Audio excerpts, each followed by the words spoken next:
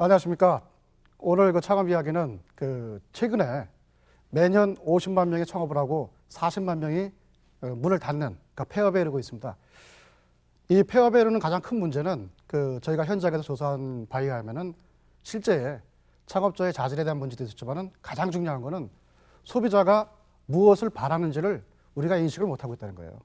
그러니까 과거에 우리 산업화 시대처럼 70년대, 80년대처럼 상품을 만들면은 모두가 사줄 것이라고 생각을 하고 만들어서 공급하려고 드는, 이거는 쉽게 얘기하면 소비자를 너무 무시하는 거죠. 최근의 소비자들이 어떤 소비자입니까? 자기가 상당히 합리적이기도 하지만은 자기 이상의 가치, 그 가격 이상의 가치를 원하는 거거든요. 그래서 이번 시간에는 소비자들이 무엇을 원하는지 그것을 알아야 되겠고요. 그 다음에 그러면 우리가 창업에서는 그것을 어떻게 활용해서 창업에는 어떤 형식으로 방향을 잡아야 되는 것인지, 바로 이 소비자 트렌드하고 우리 창업 트렌드에 대한 문제를 가지고 이 시간을 시작하도록 하겠습니다.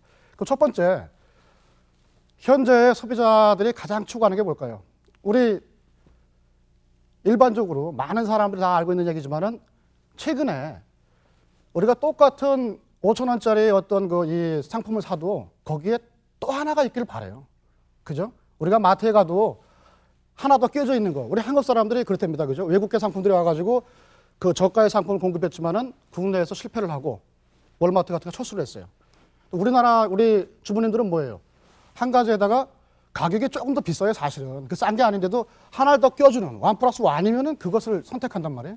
이것이 실제 우리 소비자들의 어떤 마음들이거든요. 그러니까 그것에 대한 얘기를 좀 더 해보면은, 최근에 가장 많이 나타나는 소비가 우리가 이제 밸류 컨슈머라고 하는, 그러니까 우리가 소비하는 거에 가치를 부여하고 있는 거예요. 내가 이걸 씀으로써 내가 조금 더 작은 사치를 하고 싶은 그런 마음이 있잖아요. 그죠? 그런 것을 우리 읽어줘야 되는데, 그런 것을 무시하고 이제 창업형도 지나가다 보니까 서두 얘기처럼 망하는 사람들이 생기는 거죠. 그래서 이러한 것을 우리가 쉽게 살펴볼 수 있는 게 2000년도 들어서 여러분 이 화장품의 소비 세대가 우리 주부님들만이 아니고 이제는 청소년, 우리 중학교 다니는 우리 딸도 그렇고, 그죠? 자녀분들이 전부 다 화장품을 사용을 해요. 근데 그들에게 우리 어머님들이라든가 우리 이 성인들이 쓸 만한 그런 화장품은 상당히 가격이 비쌉니다. 그래서 그것을 우리나라 메이저의 화장품 회사들은 못했던 것을 종업원 10명밖에 안 되던 작은 회사가 혁신을 이뤄냈죠. 그들이 진정했던 것은 무엇일까요? 그들은 소비자들이 무엇을 원하는지를 이해하고 있던 거예요. 우리 유명한 얘기 있죠. 껍데기는 가라. 바로 화장품 가격의 모든 거품은 포장에 있던 거지 않습니까? 그러니까 이 포장을 없애고 알맹이만 파는, 그러니까 소비자들한테 합리적인 소비의 가치를 그 사람들은 제시를 했고, 소비자는 이것을 받아들였습니다. 그것은 우리 기성층보다도 더 합리적인 신체적인 사고방식을 가진 젊은 층에 의해서 시작이 됐고, 그것은 우리 이제 기성층까지 전부 다 이 전파가 된 그런 상황이죠. 그러한 하나의 작은 가치 혁신을 이룬 것도 있고, 또 한 가지는 최근에 국내 모 전자회사에서 개발한, 휴대폰에서 개발한 명품 폰이 가격이 거의 한 50만 원대가 되는데도 불구하고 학생들 사이에서는 그것을 소지하고 싶은 욕망에 아르바이트를 해서라도 그것을 산다릅니다. 이것이 뭐냐면은 학생들이 아르바이트를 해서도 살 수 있는 정도의 가격의 가치, 그 정도 내가 좀 사치해도 된다, 내가 명품에 대한 가치를 좀 누리고 싶다라는 소비자의 심리거든요. 그러니까 그런 것을 우리가 수용하는 것이 실제 우리 창업에서도 많이 필요하다. 그리고 우리가 꼭 그것을 염두에 둘 필요가 있다는 얘기입니다. 그리고 가장 두드러지게 나타나는 어떤 소비 트렌드가, 최근의 소비 형태들은 소비자들이 스스로 결정하기도 하지만 그 정보를 어디서 얻습니까? 우리 모두가 하나씩은 우리 국민들이면 다 갖고 있을 수 있는 블로그라든가, 그죠? 개인 이 홈페이지, 최근엔 UCC, 이런 것들이 실제 소비자들이 자신의 경험을 그대로 또 다른 소비자한테 알려줌으로 인해서 정확한 생생한 정보죠. 이 정보가 그대로 소비자들은 또 수용을 하고, 쉽게 얘기해서 자기적으로, 인위적으로 우리가 너한테 이렇게 강요하는 그런 어떤 정보가 아니거든요. 실제 사용해본 사람의 경험을 그대로 전파하는 것이기 때문에 그분들도 그것을 인정하는 것이겠죠. 그러한 대표적인 어떤 소비 형태의 나타나는 트렌드 중에 보면은 우리 잘 아시는 쇼호스트라는 그런 직업들 있지 않습니까? 그죠? 우리 거의 저희 집에서도 보면은 그 홈쇼핑이 이렇게 방송이 되다 보면 채널을 돌리다가 홈쇼핑을 보게 돼요. 왜 기존의 가격보다 훨씬 싼 걸 제시하는 것 같기도 하고 정말 그분들의 얘기를 들으면 안 살 수가 없지 않습니까? 우리 소위 얘기하는 대로 지름심이 강령해가지고 일단은 구입하고 그래서 뭐 거의 반품률이 뭐 한 50%까지도 이른다는데 이러한 것들이 무엇이겠습니까? 소비자들한테 그 정보를 제공하는 어떤 정보 제공자들의 어떤 그 역할들도 지금 상당히 강화된 거예요. 주부님들이 그 가장 어떻게 보면 존경할 수 있는 인물 중에 하나가 그 유명하신 분이죠. 미샤 그 이 스튜어트인가요? 그 가사의 여왕이라고 하는 그분에 의해서 이제 편집이 되는 거죠. 뭐 수납장 하나, 그죠? 가전 하나, 가구 하나, 숟가락 하나, 포크 하나도 그분에 의해서 재편집만 되면은 상당히 그 주부들이 그거를 선호해서 그 상품을 샀던. 그 얼마 전에 영화에서도 그 제가 잠깐 봤는데 그분의 이야기는 뭐 그 내부자 거래를 해가지고 뭐 교도소에도 가 있었고 그 와중에도 그 회사의 주가는 뭐 상당히 올랐고 그 정도 영향을 준 분도 있고 작년도에 개봉했던 영화 그 악마는 프라다를 입는다라는 영화 있었어요. 그 미국의 그 유명한 이제 그 패션지죠. 거기에 그 편집장을 모델로 했던 영화인데 그 영화 속에서도 보게 되면은 그 새로운 그 이 패션 그 상품들을 만들어 놓고도 그 회사들이 사전에 그 쇼케이스라고 하는 사전에 그 이 패션쇼 이전에 보여지는 그 쇼케이스에서 꼭 그 분을 그 편집장님을 모시고 시연하지 않습니까? 근데 거기에서 그분의 표정이 안 좋으면은 그 상품 팔릴 수 없다. 그분이 오케이 정도의 사인이 났다 그러면 그거는 대박이다. 뭐 이런 식의 평가가 있다는 것처럼 지금은 소비자들한테 실제 소비 가치를 또 전해주는 그러한 밸류를 가진 분들도 있다는 거예요. 그래서 우리가 소비 트렌드에서 보게 되면은 이제 그 쇼호스트라든가 또 지금 얘기했던 그 이 치프 에디터라 해요. 그저 마샤 스튜어트 같은 경우는 우리 이제 그 주방을 그 재편집해 주시는 분들이죠. 그 다음에 그 여성들이 많이 접하는 그러한 그 이 잡지에 그런 편집을 하시는 분들 모두가 여러분들의 그 가치 소비에 영향을 주고 있는 분들이거든요. 그래서 이러한 그 이 트렌드를 우리는 좀 더 이해를 해야 되고 그 가장 크게 자칫 잘못하면 사회 문제가 될 수 있는 또 하나의 어떤 트렌드가 바로 이 도우미 트렌드라는 게 있습니다. 도우미 서비스. 이것은 이제 그 이혼이 증가하고 또 결혼들을 또 안 하시고 젊으신 분들이 그죠? 그러니까 이 저 싱글족이 증가했지 않습니까? 그리고 고령화 사회가 되면서 또 이 노인분들이 많이 이제 그 이 독거 노인들이 생겨났고 결국은 독신자들이 많아졌다는 얘기죠. 그러면 우리 가정에서 함께하는 가족 구성원들이 있을 때는 일종의 자기 역할을 분담할 수 있지만은 그것이 안 되는 사회가 됐거든요. 그러다 보니까 그것을 대체할 수 있는 그런 서비스가 도우미 형태로 이제 개발이 됐죠. 이미 그 2000년도 이전에 우리가 아이들을 봐주는 그죠? 맞벌이 부부의 그 이 양산 때문에 아이들을 봐주는 베이비시터가 나왔고 최근에는 고령의 그 노인들 문제 때문에 그들을 또 이제 저거 해주는 그 실버시터라고 하는 그러한 또 새로운 그 도우미 형태가 생겼습니다.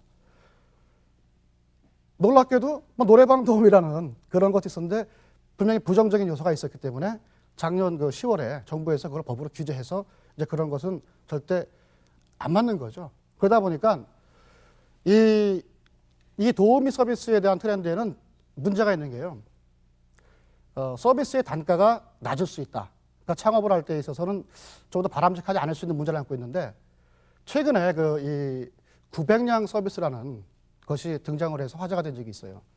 이것은 무슨 얘기냐면은 900원을 받으면은 그 일종의 아주 단순한 그 심부름을 대행해 주는 일인데 요즘 이제 그 밤거리가 무섭지 않습니까? 그죠? 그래서 퇴근 후에 내가 집에를 가는데 집 앞에 버스 정류장에 와가지고 내 집 앞까지 가는 그 골목이 무서운 거예요. 그런 세상이 왔거든요. 그러니까 거기까지 함께 동행을 하는 그러한 서비스도 지금 등장을 했습니다. 놀라운 거죠. 그리고 밤에 여성이 귀가를 했어요. 근데 급하게 편의점에 내가 급하게 뭐 커피를 사야 되고 뭐 라면을 사야 되는데 나가고 싶은데 골목이 또 무섭잖아요. 그러니까 전화를 합니다. 그러면은 그 도우미에서 전화를 받고 그것을 대신 사다가 집으로 갖다 주죠. 그 밤에. 그리고 900원을 받습니다. 그러니까 이러한 서비스가 자꾸 이제 발전되다 보니까 여러분들 모 방송사에서 그저 불량가족이라는 이 드라마가 있었어요. 거기에서도 보면은 그 불량가족 거기에 나오시는 분들이 그 결혼식 하객으로, 그것도 일종의 여기서 나온 서비스 일종이거든요. 그러니까 대리 하객이란 말이에요. 그죠? 할머니, 할아버지, 엄마, 아빠, 오빠, 동생의 역할을 다 하는 그런 그 신종 서비스까지 등장하는, 그러다 보니까 여러 가지가 등장합니다. 애인을 대행하는, 그 하도 뭐 결혼하라고 보채는 그 부모님 때문에 그 성화에 못 이겨서 애인을 대신 그냥 보여주기만 하기 위해서 있습니다. 좀 시간을 끌기 위해서. 그런 형태까지 등장했단 말이에요. 근데 자칫 잘못하면 이것은 또 다른 그 사회적인 문제를 낳을 수 있겠죠. 그 사실상 우리가 접근하기에 좀 어려운 그 창업이다. 그리고 이것은 대학생이라든가 젊은 층에 그 노동을 수반할 수 있는 젊은 층의 창업으로 좀 국한되지 않나 이렇게 생각을 하겠죠. 아까 얘기한 것처럼 모든 창업에는 자기 이 투자 가치에 대한 수익이 담보가 돼야 되는데 이거는 객단가가 너무 낮죠. 서비스를 했을 때. 이거는 아이디어가 좋다 이런 평가보다는 저거는 수익성이 없다 이런 평가라는 게 더 바람직할 겁니다. 그리고 이제 우리 창업 쪽에서 실제 그럼 우리가 어떻게 창업을 해야 되느냐. 실제 소비자들은 지금 살펴본 것처럼 어떤 이 밸류, 가치를 좀 존중하고 합리적으로 바뀌었다. 그리고 실제 다른 사람에 의해서 경험된 정보를 토대로 해서 내가 어떤 구매를 노리고 있다. 그리고 나의 어떠한 이 일상적인 모든 가사를 함께 도와줄 그런 도우미 서비스도 현재의 새로운 트렌드로 부각하고 있다. 이런 것을 좀 알아봤는데요. 그럼 실제 창업에서는 우리가 어떻게 이것을 접목을 해야 되느냐. 최근에 국내 창업 시장을 살펴보면은 가장 크게 대두되고 있는 것은 바로 메스티지라는 용어 좀 들어보셨죠? 그게 말이 안 되는 용어죠, 사실은. 메스라는 건 대중이고 프레티지라는 이 명품이라는 것은 서로가, 명품은 극소수의 일부만이 즐길 수 있는 건데 대중 명품이라는 게 사실 말이 안 돼요. 근데 지금의 세대의 대체적인 트렌드로 지금 자리 잡았는데 아까 얘기한 것처럼 작은 사치. 우리가 글로벌화돼서 외국계 어떤 이 커피 전문점들 국내에 들어와서 커피를 마시는 소유자설을 해보니까 그거를 마시면서 감성을 마시는 내 느낌에 이제 가치를 부여한다. 비싼 걸 안다는 거죠, 소비자들이. 그래도 내가 1,000원이 2,000원이 더 비싸도 그것을 마시면 해서 나는 조금 내가 명품을 좀 즐긴다는 기분을 느꼈다. 이런 것들이거든요. 그러니까 그런 가치 만족을 하는 그러한 것들이 등장을 한 거예요. 주부님들이 좋아하시는 김치냉장고, 그죠? 그 다음에 또 우리가 또 뭐 있나요? 스팀, 우리 청소기, 그죠? 이러한 것들이 전부 다 과거에 이미 기능화되어 있는 것도 있는데도 불구하고 거기에 새로운 디자인이 좀 더 이쁘다든가 이런 거에 의해서 그것을 구매를 하고 있거든요. 사실 이게 냉정하게 또 바라보면 사치 아니냐? 근데 이웃집에 가니까 첫선마는 그거 새로 장만했는데 좀 그렇잖아요. 그죠? 그러니까 우리는 또 그런 작은 사치에 대한 욕망은 있는 거예요. 이러한 것들이 우리가 이제 아까 트렌드에서 제가 빠뜨린 얘기 중에 최근에 트렌드 중에 트랜스 컨슈머라는 게 있는데 이건 무슨 얘기냐면요. 여행을 하는 이 소비자라는 얘기예요. 이게 여러분들 간단하게 우리가 해외여행하고 이런 거는 차치하더라도 우리가 주말이면은 이 영동고속도로 달려서 저 강릉으로 가고 속초로 가지 않습니까? 근데 다녀오다 보면은 고속도로가 정체가 되면은 그때 이제 주부님들이 운전대를 잡고 있는 우리 아저씨한테 얘기를 하잖아요. 막히는데 좀 차 좀 빠져가지고 우리 저 이천에 명품 아울렛 하나 생겼다는데 좀 가봅시다. 그렇죠? 그럼 거기 가서 싸게 파니까요. 그거 하나 갖고 싶거든요. 근데 평생 함께 온 부인한테 그렇게 오랜만에 나들이 갔다 오다가 그래 이거 하나 기분 좋게 해서 내가 더 편하게 잘 살자. 이게 좋지 않습니까? 그죠? 신랑 입장에서도. 그러니까 그렇게 되는 거. 그러니까 작은 소비에 대한 것들이 지금은 그렇게 발생이 되고 있는 거예요. 그리고 여러분들 일상 속에서 발견할 수 있는 그러한 것들이요. 지금은 또 하나 메시지가 뭐가 있냐면은 주부님도 이렇게 동창 모임하고도 끝나면은 요즘은 그냥 안 헤어지잖아요. 한국 사람들 꼭 노래방을 가잖아요. 그죠? 그러니까 노래방을 갔는데 지금부터 한 8년 전에 한 노래방이 생겼는데요. 노래방, PC방, 찜질방, 우리가 소위 얘기하는 이런 방 사업들은 시설 경쟁력에 의존하기 때문에 대부분 3년 이상 성업을 못합니다. 3년이 지나면 인테리어가 노화되잖아요. 그죠? 그러니까 다시 리뉴얼을 해야 돼요. 재공사를 해줘야 돼요. 이런 문제가 있어요. 그래서 PC방, 노래방, 뭐 찜질방 하시는 그 사업자들이 이거 목돈 넣어서 푼돈 받는다 해서 다시 목돈 만들어서 다시 재투자하는 사업 아니냐라는 얘기를 해요. 근데 여기에도 우리가 또 하나의 가치를, 소비자의 가치를 또 충족하면 되는 문제가 있었거든요. 모 대학교 앞에 있는 한 노래방이 한 8년 전에 오픈을 했어요. 그리고 지금도 성업을 합니다. 똑같은 시설로. 그것은 처음부터 자기들만의 아주 차별화되고 이 고객들한테 정말 당신들은 이 명품의 가치를 느낄 수 있는 고객에 대한 대우를 해줬어요. 그러한 시설을 해놓은 거죠. 그러니까 일반인들이 감히 따라가기 힘들 정도의 차별화된 시설을 해놓으니까 이게 오래 간 거예요. 여태까지도 사랑을 받고 있고 대기표를 받아야 입장을 할 수 있고 그런 게 필요하다는 얘기예요, 실제. 그러니까 처음부터 그 철저한 소비자들의 마음을 뺏을 수 있는 경쟁력을 가져야 되는데 소비자에 대한 생각을 안 하고 남들이 이렇게 사니까 나도 이렇게 하자. 이건 안 되겠죠. 그죠? 예, 그런 문제가 있습니다. 최근에 보면은 이 국내에 커피 시장이 전부 다 그러한 감성 가치에 의해서 외국계 브랜드들로 그리고 우리나라의 이 제과 계열의 또 이런 큰 회사들도 이태리의 본토에 있는 그런 카페의 분위기를 그대로 접목시킨 이러한 브랜드들을 내놓고 서로 경쟁하고 있어요. 이 시장은 국내의 많은 기업들이 지금 혼전을 하고 있단 말이에요. 모두가 뭡니까? 그들이 제시하는 것은 명품에 대한 가치예요. 저희가 전문가로서 현장에서 느껴보는 게 가장 중요한 게 뭐냐면은 객단가가 낮으면요 수익성이 없어요. 그러니까 객단가를 높여야 되잖아요. 적정 가격을 받아야 이 회전율이 나오고 수익이 나온다는 얘기예요. 그런데 쉽게 얘기해서 그 커피 한 잔에 그렇게 비싼 돈을 누가 주겠습니까? 그러니까 그만한 품격을 주니까 소비자들도 그래 사 마시는 거거든. 그러한 소비자들의 마음을 뺏어오는 그러한 것이 중요하겠죠. 그리고 이제 대표적으로 우리가 2000년대 이후에 우리 창업시장을 보게 되면 대표적인 것은 퓨전이라고 그러죠.